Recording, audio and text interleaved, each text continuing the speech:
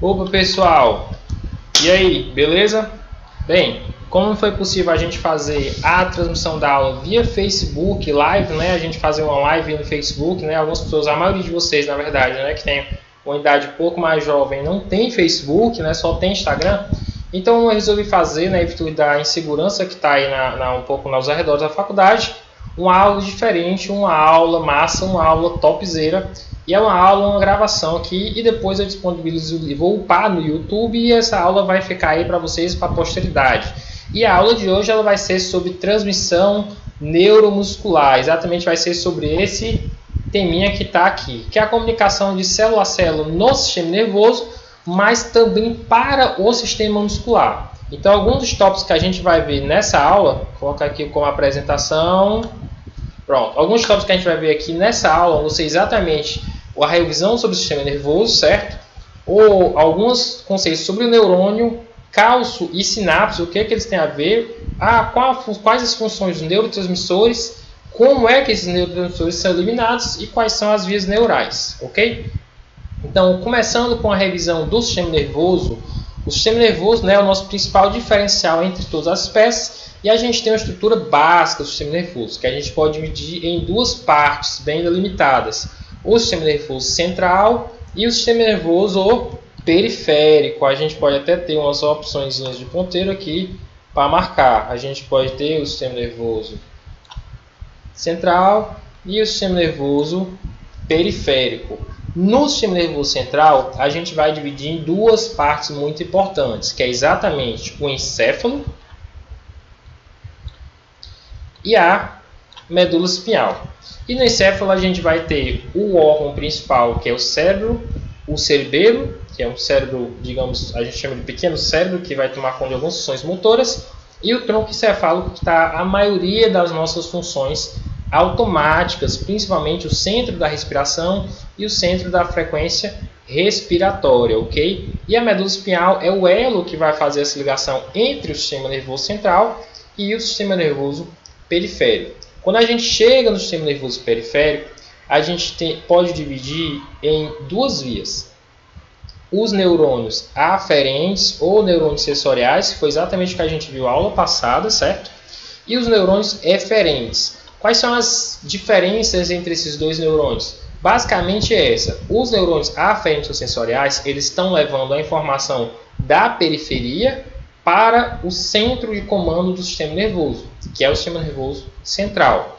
E os neurônios eferentes, eles vão levar essa informação do sistema nervoso central para a periferia para executar essas ações. Então, basicamente, esses dois garotos aqui, né, esses dois elementos aqui, eles vão fazer uma espécie de interpretação do nosso meio ambiente para que a gente possa tomar as decisões necessárias. E aí, quando a gente está tratando sobre a divisão eferente, né, os neurônios eferentes, né, que vão efetuar as nossas funções, a gente tem ainda duas divisões, que é a divisão motora somática, que tem muito a ver com os músculos esqueléticos, e a nossa divisão autônoma. Então, essa palavra autônomo, pessoal, eu lembro o quê? Eu lembro o quê? Automático. Então, só é a divisão que vai controlar diversas funções nossas que funcionam de modo automático, ok? Como, por exemplo, a frequência respiratória, a midríase, miose, né, a dilatação e contração da pupila,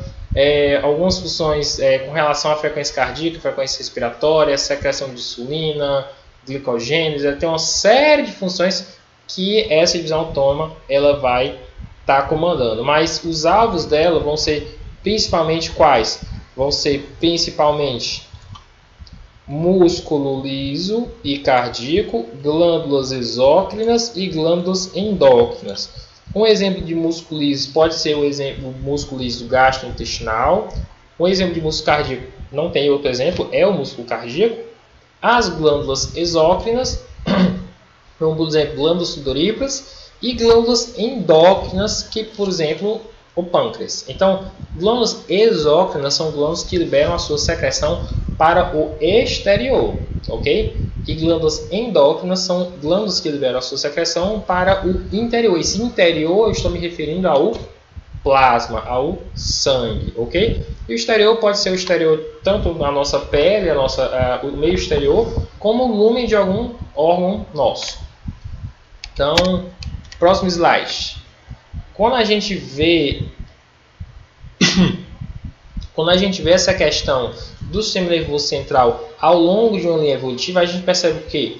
Que do tubarão, né, para o sapo, para o crocodilo, para as aves, para os gatos e humanos, a gente tem um aumento principalmente da estrutura o quê?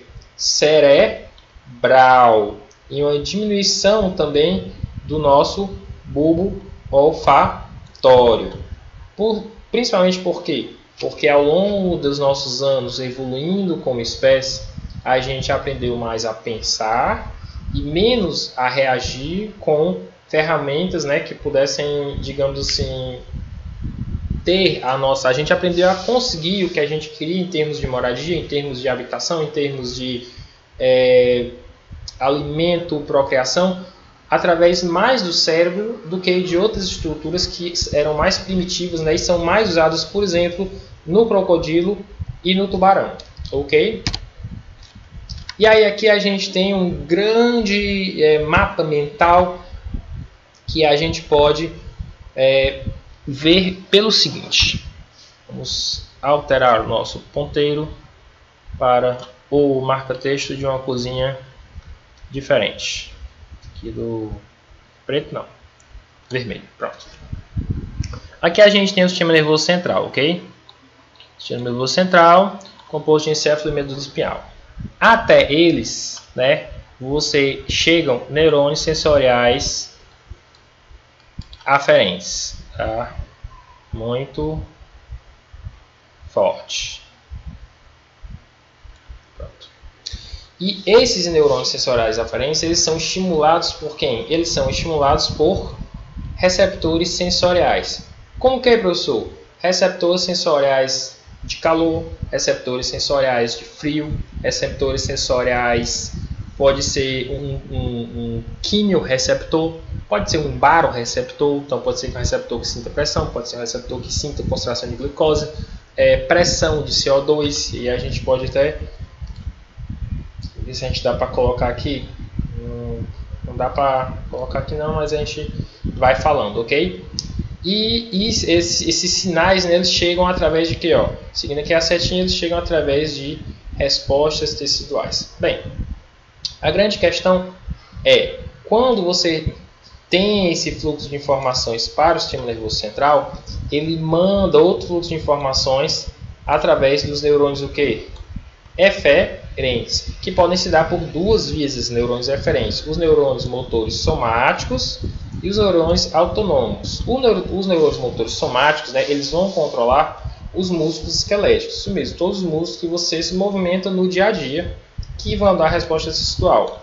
E os neurônios autônomos, através de duas divisões, é muito importante vocês saberem isso, a divisão simpática e a divisão parasimpática, ok? Eles vão controlar vários órgãos, como por exemplo, o músculo cardíaco, o músculo liso, glândulas e células exócrinas, algumas glândulas ou células endócrinas e parte do tecido adiposo, ok? Todo esse conjunto, né, que eu estou marcando aqui, ele vai participar das nossas respostas teciduais. E a partir das respostas teciduais vai haver uma nova captação de estímulos do ambiente e que vão ou cessar, né, esse sinal ou retroalimentar positivamente esse sinal. Ok? E no meio de toda essa bagunça a gente tem os neurônios do sistema nervoso entérico. Então, só para dar uma ideia de dimensão, o nosso sistema nervoso entérico ele é considerado um segundo cérebro dentro de nós, porque ele tem tanto os neurônios sensoriais, quanto os interneurônios, quanto neurônios aferentes sensoriais e eferentes, né? Em que vão fazer toda a regulação de reflexo de funções do trato gastrointestinal e que também vão levar essa informação para o sistema nervoso central, e através dela, seguindo aqui o fluxo de seta, a gente vai também ter a comunicação entre o sistema nervoso central e o sistema nervoso entérico, ok? É por isso que quando você está nervoso, né, você está nervoso por causa de uma prova, você está nervoso porque viu o crush, você também tem efeitos estomacais. Okay? Então, pergunta interessante. As atividades cerebrais são iniciadas somente mediante os estímulos sensoriais do ambiente? E aí você pensa, sim ou não? E meio ambiente, o que você quer dizer com meio ambiente? Você quer dizer um meio ambiente totalmente interno ou você quer dizer um meio ambiente externo?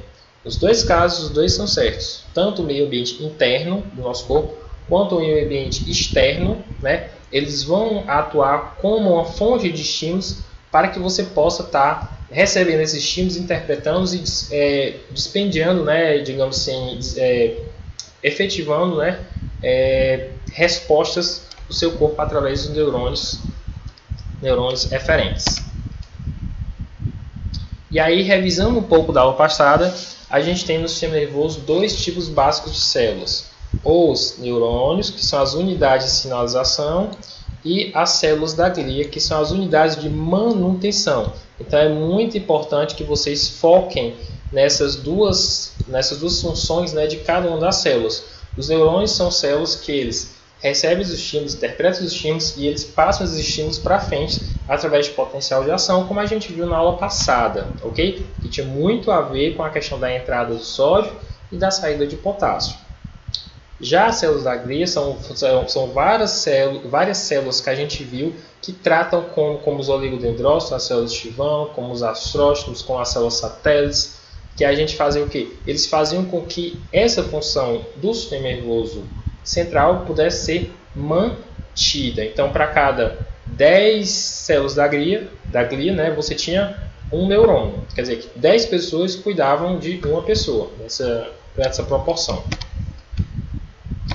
E aí os neurônios eles podem ser classificados de acordo com a sua estrutura, que não é exatamente o que a gente vai ver aqui, mas sim de acordo com a sua função. E quando você classifica de acordo com a sua função, você tem os neurônios sensoriais, no qual eles podem registrar exemplos de parâmetros registrados pelos neurônios sensoriais: temperatura, pressão e parâmetros químicos que são sentidos pelos quimiorreceptores. E esses neurônios sensoriais estão tanto em órgãos internos quanto os órgãos externos. E aí nos órgãos externos vocês vão lembrar dos 5 sentidos. Quais são os nossos 5 sentidos? Tato, olfato, paladar, visão e audição, ok? Você tem outra classe também chamada de interneurônios. E aí os interneurônios, eles são neurônios que eles permitem a comunicação entre outros neurônios dentro do sistema nervoso, tanto central quanto periférico. E os neurônios eferentes são neurônios que permitem a ação do sistema nervoso, no qual a gente tem a divisão somática e a divisão autônoma. Ok? Falando um pouco sobre a estrutura neuronal. Pessoal, não tem errado. A estrutura neuronal ela é uma estrutura que ela tem 3 componentes. Então, são os dendritos, o corpo celular e o axônio. Então, os dendritos, eles recebem sinais de células vizinhas, ok? Eles fazem uma árvore, na verdade, dendrítica, e eles recebem os sinais elétricos, e a partir desse processamento eles vão transformar em sinais químicos, ok? Numa outra parte do neurônio, mas os dendritos são como verdadeiras antenas de captação de sinais, ok? A partir daí, o corpo celular, que é o corpo realmente da célula, o volume total da célula, ele integra todos esses sinais elétricos que pode desencadear ou não um novo sinal elétrico na célula, ok? Porque a gente está vendo que existem potenciais de ação excitatórios, ou seja, que aumentam a probabilidade de gerar um potencial de ação no neurônio, mas também existem potenciais de ação inibitórios, ou seja, potenciais de ação que diminuem a probabilidade de ser gerado um potencial de ação nesse novo neurônio. Okay? Então, basicamente, o neurônio ele não recebe só um potencial excitatório ou um potencial inibitório, ele está recebendo vários ao mesmo tempo através dos dendritos. Então, quando você soma todos os potenciais excitatórios, todos os potenciais inibitórios, e você tem uma despolarização suficiente para ser gerado potencial de ação, aí realmente o potencial de ação ele nasce, ele é gerado exatamente no cone de implantação, ou seja, uma parte anterior do axônio. E finalmente o axônio, onde ele transmite os sinais elétricos do corpo celular para o terminal axônico. E aí é realmente no axônio onde você vai ter tanto o transporte de neurotransmissores, quanto você vai ter a transmissão desse impulso elétrico até o terminal axonal ou terminal axônico, onde vai ser liberado esses neurotransmissores. Então perceba que você tem, de um lado, um potencial de ação chegando, liberando o neurotransmissor. Esse neurotransmissor ele navega nessa fenda sináptica, se conecta a dendritos do próximo neurônio, e aí você tem a excitação ou inibição para ser gerado um novo potencial de ação. Então você tem sempre essa tríade: elétrico, químico, elétrico. Ok? Então aqui revisando, ó, você tem os dendritos, né, sendo manifestados por essas estruturas. Ok? O corpo celular, que é a estrutura principal da célula, onde você vai ter o núcleo e todas as organelas. O cone de implantação, onde você vai ter receptores que vão ter o limiar um pouco mais baixo do que o normal, em que vai ser a área onde vai ser gerado o início do potencial de ação neuronal. E finalmente o axônio, onde você vai terminar uma estrutura chamada terminal axônico, nesse caso pré-sináptico. Por quê? Porque o evento de sinapse ele vai ser a transmissão desse neurotransmissor através de um espaço, né, de um pequeno espaço, onde ele vai encarar o receptor do próximo neurônio, que vai estar localizado nessa fase pós-sináptica. Então a gente chama de, antes que ocorra a liberação do neurotransmissor, a gente chama de fase pré-sináptica. E é como se fosse uma pré-prova, digamos, você tem a prova, e aí a correção da prova seria a pós-prova, que seria o neurônio pós-sináptico. Vamos colocar desse modo. Ok? Opa. Pronto. E aí a gente vai dividir esse neurônio exatamente entre duas partes muito importantes. O terminal axônico da célula pré-sináptica, ou seja, a célula que vai liberar o neurotransmissor, né, e a membrana da célula pós-sináptica. Essa membrana da célula pós-sináptica é onde o receptor ele vai chegar e ele vai encontrar um receptor, né, que esse neurotransmissor possa se ligar. Okay? Quando ele se liga, esse receptor ele vai haver uma mudança estrutural, ele vai permitir ou não uma passagem de íons. Isso vai alterar o potencial de membrana da próxima célula. Isso vai causar uma mudança na próxima célula, ok?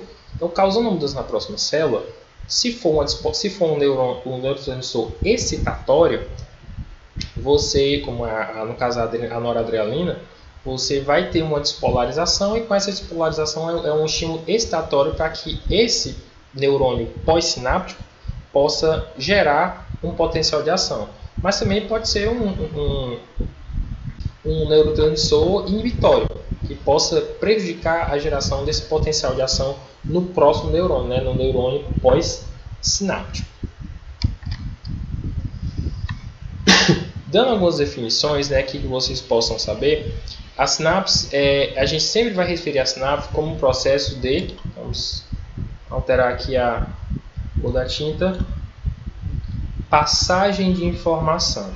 A sinapse ela é passagem de informação entre duas células nervosas, ok? Pela via elétrica ou pela via química. Professor, por que você está dizendo isso? Porque exatamente a gente tem também uma passagem de potencial de ação, né, pela via elétrica entre células, né, que compõem o trato condutor do coração, ok? Que vão conduzir esse impulso cardíaco através das células musculares cardíacas. E aí a gente vai ter uma sinapse elétrica. Por isso que essas células cardíacas elas passam essa corrente elétrica, né, de citoplasma de uma célula para outra através de uma junção comunicante, que é basicamente uma conexão, né? Imagina que você tem uma casa, e aí imagina você tem duas casas, E aí imagina que na parede entre as casas tem uma porta que comunica uma casa a outra. Então, digamos que você queira passar de uma casa para outra, você não precisa sair da casa, ir lá para a rua, voltar pela outra. Você simplesmente passa por dentro da casa. Então, digamos que toda a rua tivesse uma porta entre as casas, você cruzaria a rua inteira, né, sem estar na rua propriamente, por dentro de todas as casas. Ok? É assim que é conduzido o sinal elétrico no coração.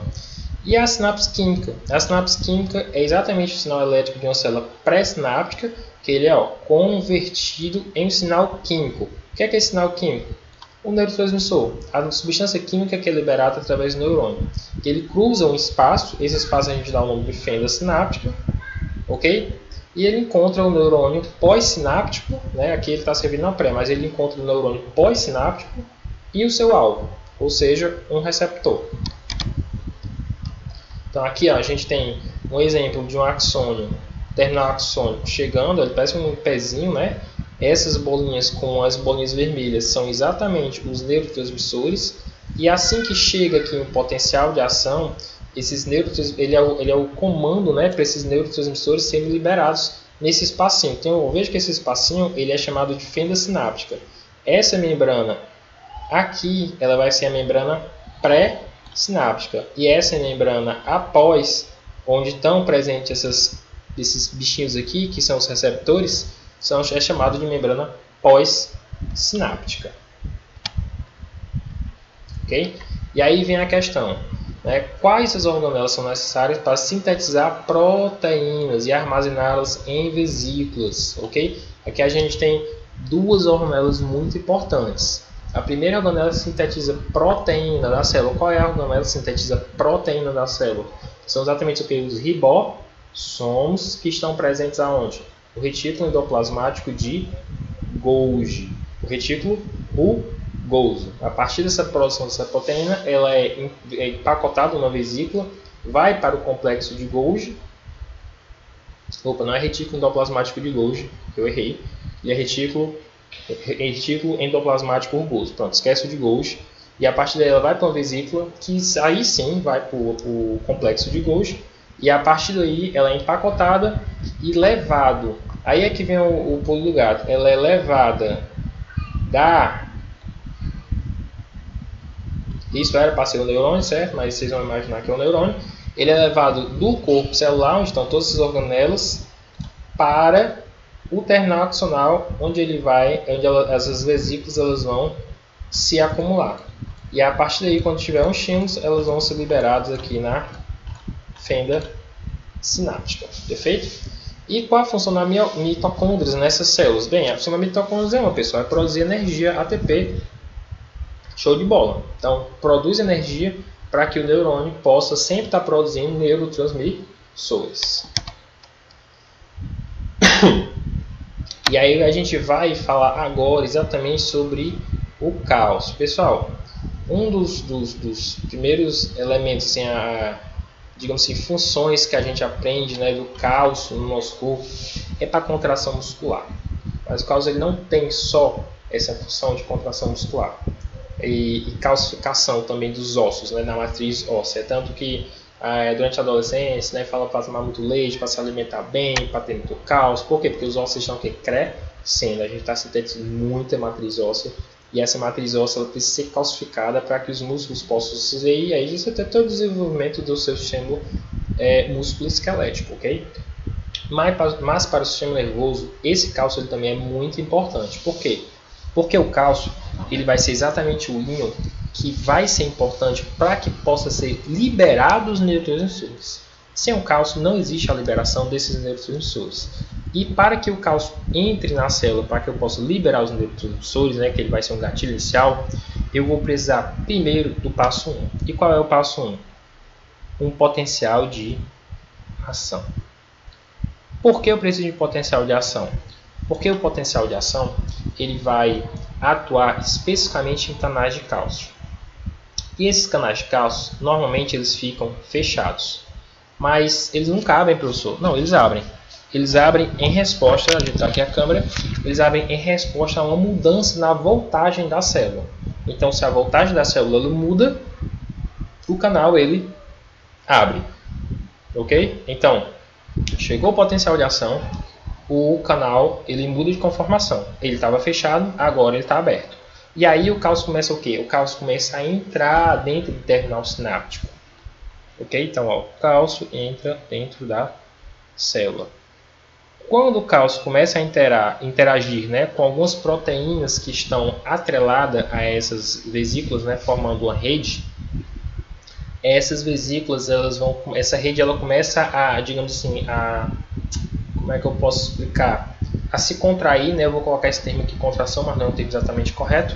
Essa rede começa a se contrair, fazendo com que as vesículas elas comecem a chegar mais perto da membrana plasmática. E assim que essa vesícula ela chega perto da membrana plasmática, ela começa um processo de fusão. Esse processo de liberação de neurotransmissores em um ambiente exterior, a gente vai chamar de quê? De exocitose, ok? Se a gente colocar uma barra aqui, é o que? É a liberação a partir de uma célula. Está liberando o que, professor? As vesículas sinápticas, que contém o que? Os neurotransmissores, ok? Então, a partir do momento que essas vesículas elas encostam na membrana, elas se fundem na membrana. E o que tinha dentro é liberado para fora. O que tem dentro? Os neurotransmissores.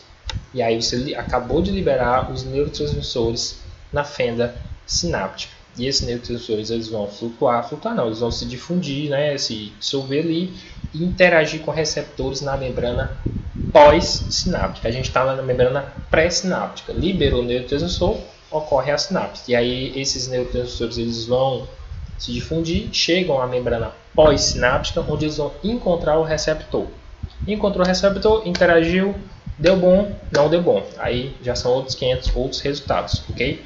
Só sei que a ligação do neurotransmissor ela vai iniciar uma resposta na célula pós-sináptica. Ok? Então, pessoal, a gente aqui tem uma rápida figura que a gente pode exemplificar isso. Passo 1, em vermelho, o potencial de ação chega aqui na membrana do terminal axônico. Passo 2, esse canal de cálcio, né, que vocês estão vendo aqui, ó, ele abre, o cálcio entra. E aí o cálcio ele vai interagir com as vesículas, de modo que as vesículas elas saem da região onde elas estão e elas se fundem aonde? Elas se fundem à membrana plasmática. Vamos pintar aqui. Se funde a membrana plasmática, liberando esse conteúdo. O que é que tem dentro dessa vesícula? Os neurotransmissores. E aí, a partir do momento que esses neurotransmissores são liberados, né, se você ver aqui no slide, eles vão interagir com o receptor, promovendo essa resposta na célula. Ok, pessoal? Então vamos lá. Uma outra questãozinha. Em um experimento sobre transição sináptica, uma sinapse foi colocada em meio equivalente ao líquido extracelular, mas que não possuía cálcio. Vamos grifar o que é importante. Um potencial de ação foi iniciado no neurônio pré-sináptico. Então, o potencial de ação foi iniciado no neurônio pré-sináptico. Apesar do potencial de ação ter alcançado o terminal axônico na sinapse, a resposta normal da célula pós-sináptica não ocorreu. Holy shit, ele não ocorreu. A que conclusão os pesquisadores chegaram com base nesse resultado? Ok? Essa é a resposta de um livro, né? Mas com base nessa situação problema e nessa figura aqui, o que vocês podem deduzir com isso? O neurônio foi colocado numa solução semelhante ao plasma, mas que não continha cálcio. Então, o potencial de ação ele chegou, os canais de cálcio abriram, porém, tinha cálcio para entrar, se a solução não tinha cálcio, né? A gente chama isso de cálcio free, ou seja, livre de cálcio, ou seja, não tem cálcio. Não tinha cálcio para entrar. Se não tinha cálcio para entrar, a vesícula ela pode ou não ser liberada? Não, ela não pode ser liberada. Um outro mecanismo muito interessante que acontece é o mecanismo de você colocar um coração ou uma parte do coração de um animal para bater dentro de uma solução que é fisiologicamente semelhante, né, em questão de eletrólitos ao plasma, mas que também não tem cálcio. O coração ele bate, ele vai batendo, ele vai utilizando reservas de cálcio que ele tem, porém ele exige a entrada de cálcio para que o cálcio de dentro da célula muscular seja liberado e haja contração. e aí conforme ele vai diminuindo as contrações até zerar. Okay? Isso é um evento semelhante que acontece, mas não no sistema nervoso, sendo no sistema cardíaco, com essa mesma metodologia que ele usa nessa questão. Um dos principais neurotransmissores, pessoal, que é utilizado aqui é a acetilcolina, certo? E aí tem uma questão muito importante também, né, fazendo esse vídeo, você pode pausar a hora que você quiser para tomar uma água, para ir no banheiro, desde que você volte e recomece depois, ok? E aí a acetilcolina, ela é um dos principais neurotransmissores que são liberados durante a sinapse do sistema nervoso central, também do sistema nervoso autônomo da divisão parasimpática. E a gente começa aqui falando, né, que essa acetilcolina, se aí você puder dividir, né, vamos passar aqui, cadê a borracha? Borracha, pronto. Se a gente puder dividir aqui, a gente consegue dividir em duas palavras, acetil e colina. O que acontece? Para que seja sintetizado esse neurotransmissor, eu preciso de dois ingredientes principais, que é colina e acetil com a enzima A, que é gerado durante o ciclo de Krebs, ok? Dentro da mitocôndria.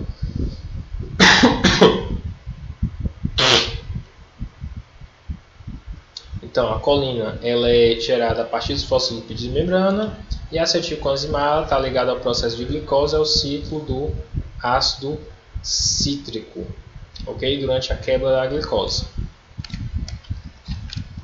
E aí você tem a acetilcolina sintetizada a partir desses dois elementos, colina e acetilcoenzima A, e por uma determinada enzima, ok? E na fenda sináptica ela é liberada, mas ela é o que? Ela é hidrolisada pela acetilcolinesterase. Então, a acetilcolinesterase, pessoal, ela é uma enzima que ela vai estar presente muito perto do receptor onde essa acetilcolina ela vai se ligar. Professor, mas por que a enzima que degrada o neurotransmissor ela está perto do receptor onde o receptor vai se ligar? Bem, é o seguinte, os sinais no sistema nervoso central e em outros órgãos do nosso corpo, eles têm que ter três partes, começo, meio e fim. Então, o neurotransmissor ele é liberado, o neurotransmissor chega ao receptor, o neurotransmissor altera o receptor e esse neurotransmissor ele é degradado, ok? Então, a partir do momento que ele é degradado, ele perde a sua ação. A colina ela volta para o terminal axônico e depois ela é utilizada para a síntese de mais acetilcolina. Professor, e o sinal? Assim que encaixou no receptor, o neurotransmissor encaixou no receptor e alterou o receptor, ele não precisa ficar ativando o receptor eternamente. Ali ele é degradado. Depois vai chegar outro neurotransmissor, vai ativar aquele receptor e por aí vai o ciclo da vida. Então é aquela coisa, chegou, alterou, degradou, chegou, alterou, degradou. Aqui a gente tem uma pequena modo, né, de falar como é que a acetilcolina é sintetizada. Você tem acetil com a enzima A, ok? Você tem a colina, e aí quando você junta esses dois, você forma a acetilcolina. Fez a acetilcolina, ela é envelopada, né, numa vesícula, e quando ela é liberada, através de todo aquele processo que a gente viu anteriormente, ela vai atuar nesse receptor pós-sináptico, que é denominado aqui receptor colinérgico, certo? Esse colinérgico vem de colina, de acetilcolina, ok? Só que a enzima acetilcolinesterase, ela degrada esse neurotransmissor em colina e acetato. O acetato é reabsorvido pela célula e a colina ela é reabsorvida pela célula pré-sináptica para ser utilizada na síntese de mais acetilcolina. Ok? E aí a gente tem alguns tipos de receptores colinérgicos, né? Eu não vou entrar muito em detalhes nessa parte, porque isso aqui a gente vê mais em farmacologia no semestre mais à frente, mas a gente tem receptores do tipo nicotínico, primeiro, como eles foram caracterizados, eles conseguiram caracterizar pelas folhas eu não me lembro exatamente qual era a planta, mas que tinha nicotina, acho que era de alcatrão. ok? Ela vai atuar, esses receptores vão estar principalmente no musculoesquelético, sistema nervoso periférico, sistema nervoso central, que é um canal de cátions, ok? Principalmente sódio e potássio. Ele tem um fluxo, né, de sódio e potássio. E o receptor outro, o receptor K7,4, o receptor muscarínico, que aí sim foi caracterizado como muscarina, que é uma substância advinda de uma planta, nicotina também, na Amanita muscaria, na verdade que é um fungo, né, uma planta, que está presente muito em vítreos, muito em musculísio, certo? Muito também no sistema nervoso periférico, na visão colinética, e também no sistema nervoso central. Na verdade, os dois estão no sistema nervoso central e no sistema nervoso periférico. E são receptores ligados à proteína G. Essa proteína G eu não vou entrar em detalhes agora também, pessoal, mas essa proteína G ela é uma proteína que ela vai ter uma influência em alguns outros elementos. Ela é como se fosse aquele elemento que, quando ela é estimulada, ela influencia um outro terceiro elemento a partir dela. Ok? Eu não vou abordar esse esquema agora nesse exato momento, certo? Porque é um esquema mais da farmacologia. E aí a gente vai para os neurotransmissores, né? Quais são os neurotransmissores que existem, né? É importante também que vocês saibam isso. A gente tem a acetilcolina, a gente tem aminas como as dopaminas, responsável pelo prazer, noradrenalina, responsável pela grande parte da nossa reação luto-fuga, a adrenalina, a gente tem aminoácidos como o glutamato e a glicina, okay? Peptídeos como a substância P, peptídeos opioides, purinas como a adenosina, monosfosfato de adenosina, gases como o óxido nítrico e os lipídios. Então, como é que os neurotransmissores eles agem? A gente pode ter respostas pós-sinápticas rápidas, né, se a gente for classificar de acordo com a velocidade, e respostas lentas. Geralmente, respostas rápidas, pessoal, estão associadas à ligação do neurotransmissor a um canal iônico, ok? Quando esse canal iônico ele é aberto em virtude de uma mudança no potencial de membrana, como por exemplo um canal de cálcio, um canal de sódio, um canal de potássio. Então, sempre que o canal se abre na membrana pós-sináptica, esse fluxo de íons ele é muito rápido, ele acontece de modo muito mais rápido do que se você tiver. O que é mais fácil? É a mensagem. Você tem um segredo para te contar. Aí você vai, pega o segredo, conta diretamente a mim. Aí eu sei do segredo logo.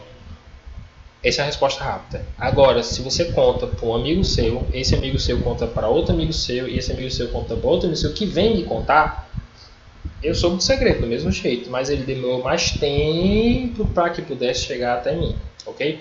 Então, essa resposta lenta, ela é através de um receptor que tem a geração de segundos mensageiros, ou seja, de outros mensageiros que vão levar essa informação até que possa ocorrer uma outra ação na célula, como a abertura no canal ou ativação do enzima, por exemplo. Okay? E esse segundo mensageiro está muito relacionado, no nosso caso aqui, à proteína G. E aí a gente chega nas respostas pós-sinápticas rápidas, que são dependentes de canais, no qual a gente tem os potenciais pós-sinápticos excitatórios. Vou apagar isso aqui que ficou muito bagunçado.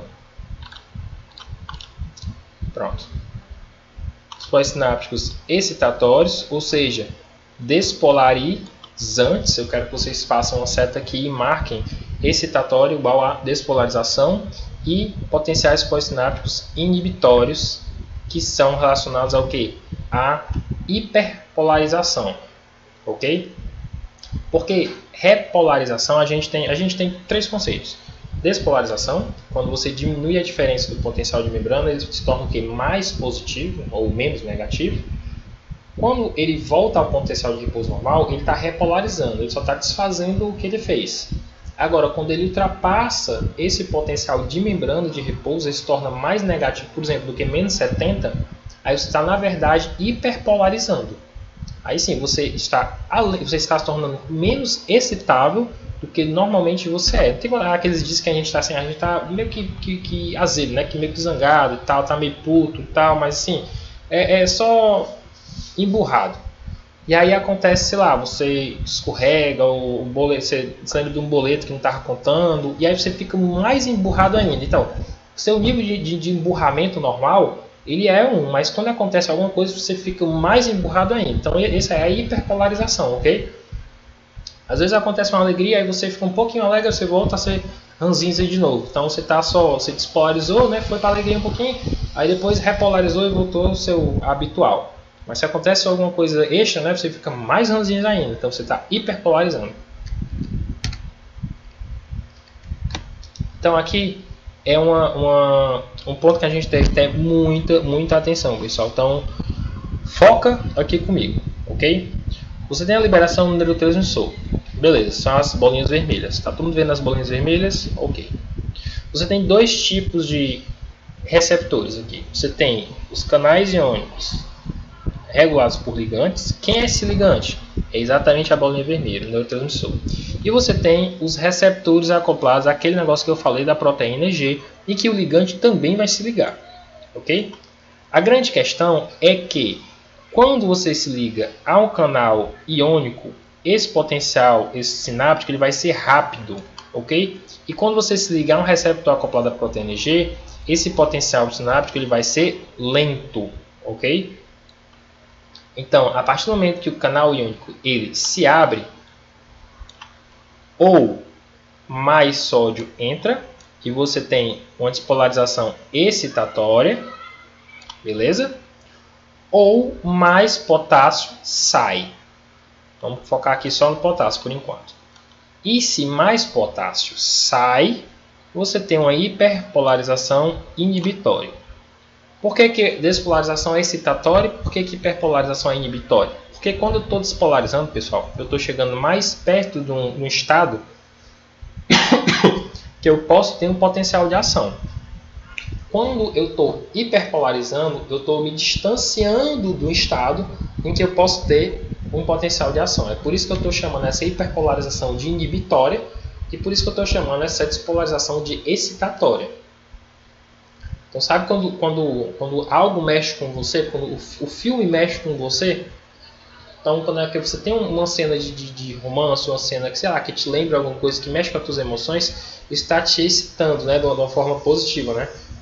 Te deixando mais, digamos assim, mais mexido, seja qual for a cena do filme. Agora, se um filme ele é mais do mesmo, ele não te traz nada, ele não mexe contigo, ou até um filme ruim, você fica puto porque você perdeu o seu tempo. Então ele conseguiu fazer com que você saísse do seu estado, mas com um estado de menos alegria, digamos assim. Vamos colocar essa questão de alegria e tristeza, né? Você vai para um estado mais triste ainda, e aí você está se hiperpolarizando. Ok? Aqui a gente está tratando com canais iônicos abertos. Não vamos tratar agora, né, com receptores. Por quê? Porque com receptores é interessante a gente tratar na farmacologia, porque vai ter a geração de segundos mensageiros, e a partir daí aí sim ele influencia ou não a abertura ou fechamento de canais iônicos. Ele pode influenciar tanto a abertura quanto pode fechar canais que já estavam abertos. Ok? Então isso vai complicar ainda um pouco a cabeça de vocês. Prefiro pular essa parte. Quando a gente vê a aula presencial, vocês já estão mais, digamos assim, mais espertinhos para isso. Pessoal, eu tinha falado que quando você tem a liberação de neurotransmissores, esses neurotransmissores posteriormente eles são degradados, ok? E essa é uma característica básica de neurotransmissores. Eles sempre atuam em curta duração, ok? Eles têm uma rápida remoção, são inativados principalmente por enzimas. E aí eu trouxe para vocês duas enzimas muito importantes, que é a acetilcolinesterase, que vai degradar a acetilcolina, a monoamina oxidase, ok? Também chamada de MAO, que vai degradar a adrenalina e noradrenalina, e a gente tem a CONT, que é a catecol ou aminometiltransferase, um nome muito grande, mas ela também vai degradar adrenalina e noradrenalina. Professor, mas por que você está falando isso? Aí vocês vão anotar no caderninho de vocês. Sistema nervoso autônomo simpático. Você vai puxar uma setinha e anotar neurotransmissores, adrenalina e noradrenalina.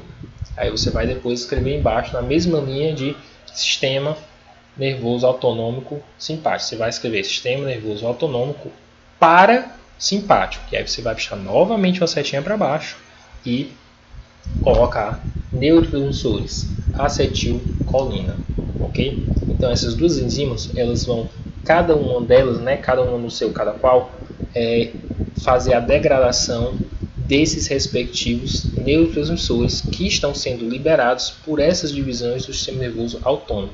Quando eu for falar sistema nervoso autônomo, né, a gente vai ter uma aula só sobre isso. Vocês vão ver simpático e parasimpático bem definido.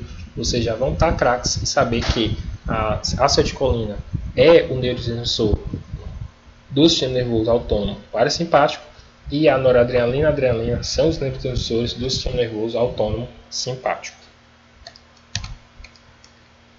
Ok? Aqui é um esquema bem fácil, né? Você tem a célula pré-sináptica, essa vesícula é liberada. Você tem um neurotransmissor, geralmente ele é reaproveitado, e quando ele é liberado, ele age na célula pós-sináptica e posteriormente ele é degradado. Caso você queira ver, né, um texto mais detalhado, tem aqui nesses quadrinhos. Ok? Então, pessoal, como eu falei, né, a gente é aquela coisa. Por exemplo, quando você escuta, você vê uma notícia polêmica, sei lá, teve uma briga entre duas celebridades, digamos assim, uma briga entre o Whindersson e a briga entre o Carlos Maia, pronto. Vou pegar dois YouTubers famosos. Aí você vai ver assim, você vai ver notícias que favorecem o Whindersson, você vai ver notícias que favorecem o Carlos Maia, ok? Quando a gente trata com neurônio, a gente trata também de algo semelhante. O que eu quero dizer com isso? Eu quero dizer que os neurônios, eles recebem estímulos, né, de várias vias diferentes. Você não tem um neurônio, outro neurônio de uma forma linear. Você tem conexão de vários neurônios com vários neurônios. E aí, tal como uma notícia tem vários lados, né, tem interpretações negativas e tem interpretações positivas, você também tem estímulos despolarizantes e estímulos hiperpolarizantes chegando no mesmo neurônio. Então, se você puder observar essa figura aqui do lado direito, né, você vai ver a mudança de sinapse em um neurônio pós-sináptico. Ou seja, você vai ter várias terminações sinápticas aqui chegando, né, terminais axônicos, neurônios pré-sinápticos e dendrito do neurônio pós-sináptico. Então, você vai ver vários neurônios fazendo contato com esse neurônio pós-sináptico. Então, cada pezinho desse aqui azul, ele vai estar liberando neurotransmissores que podem ser excitatórios, que podem ser inibitórios, ok? É a soma da variação do potencial de membrana em decorrência desses neurotransmissores que vai fazer com que seja gerado um potencial de ação ou que não seja gerado um potencial de ação. E eu vou repetir. É a soma das respostas em virtudes da liberação de neurotransmissores inibitórios e neurotransmissores excitatórios que vai fazer com que haja ou não haja um potencial de ação, ok? A gente vai chamar esses sinais, né, que estão indo para o neurônio pós-sináptico de sinais de entrada, ok?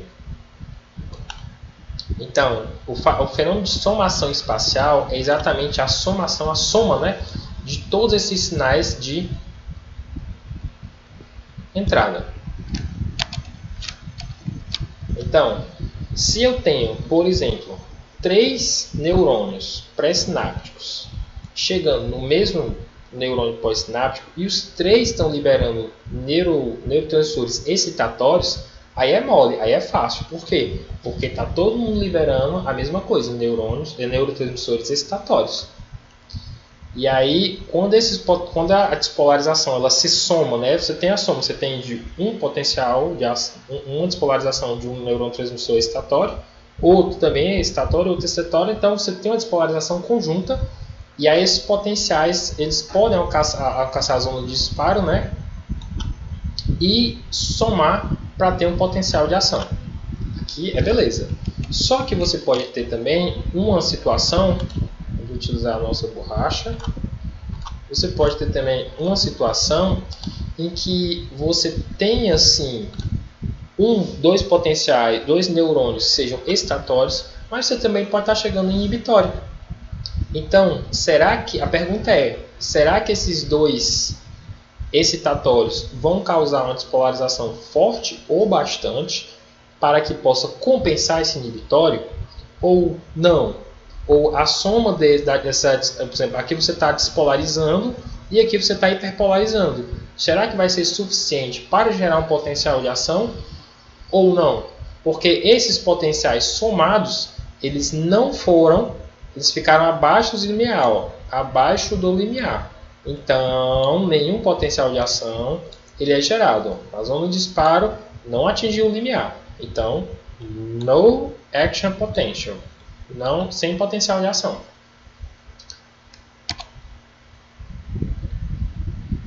Perfeito? Então, vamos lá. Uma célula com potencial de membrana em repouso de menos 70 seria despolarizada ou hiperpolarizada nos seguintes casos. Aqui você tem a tabela de concentração dos íons. Líquido extracelular, potássio, 5 milimolar. Líquido intracelular, 150. Então, potássio está concentrado mais no intra.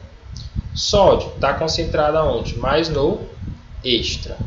Cloro está concentrado mais no extra. Cálcio está concentrado mais no extra. Beleza.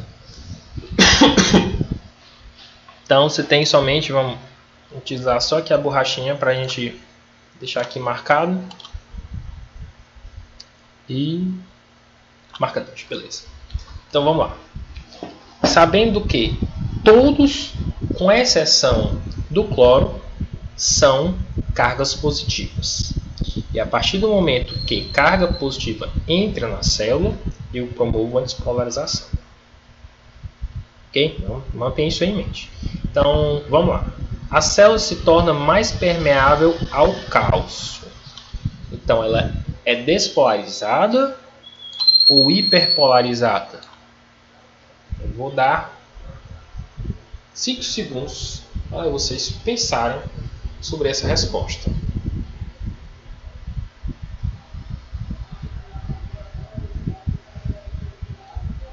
Bem, se a célula se torna mais permeável ao cálcio, quer dizer, cálcio vai entrar ou cálcio vai sair? Essa é a pergunta.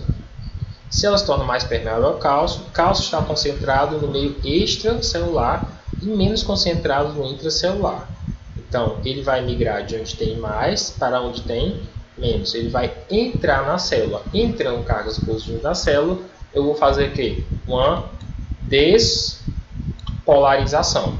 Okay? Isso aqui era para ser um D. E B, a célula se torna menos permeável ao potássio. Pronto, aí aqui já vai, não é mais permeável, é menos permeável. Então quer dizer, se a célula se tornasse mais permeável ao potássio, o potássio ele sairia.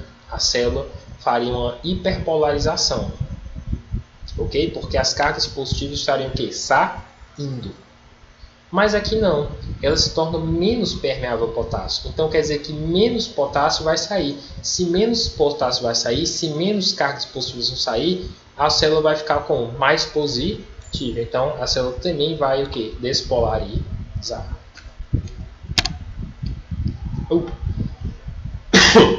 Relacione o movimento de cada íon com o tipo de potencial graduado que ele cria. Beleza. Sódio entra. Despolarização ou hiperpolarização? Despolarização. Cloro entra. Despolarização ou hiperpolarização? Se você quiser, você pode até voltar no slide anterior. Cloro entra, né? Ele está mais concentrado no meio extra. Se ele entra, é mais cargas positivas ou mais cargas negativas entrando? São mais cargas negativas entrando. Então, hiperpolarização. Potássio sai. Se potássio sai, são mais cargas positivas saindo. Então a célula fica mais o que? Negativa. Então, hiperpolarização. E potássio, eu estou fazendo aqui, mudei, né? Eu estou fazendo aqui cálcio entra. Se cálcio entra, é despolarização. Então aqui a gente fica 1, 2, 2, 1. E aí a gente chega ao final da aula, pessoal, certo? Uma aula é óbvio que não é a mesma coisa de uma aula ao vivo, certo? Eu tenho consciência disso, mas é uma forma, né, diante desse problema, né, que a gente teve hoje, a gente poder fazer uma certa compensação, ok? E tem uma outra questão, pessoal. Essa aula não foi de transição neuromuscular, ela foi de transição nervosa propriamente dita. É bom que a gente não viu nessa aula transição neuromuscular, mas a gente fez muita revisão dos conceitos que a gente já tinha visto na aula passada e que eu sei que uma parte da turma ficou um pouco em dúvida, ok? Então, quando eu for upar esse vídeo, vocês vão ver transição neuromuscular, mas na verdade vocês vão estar fazendo uma revisão da aula passada.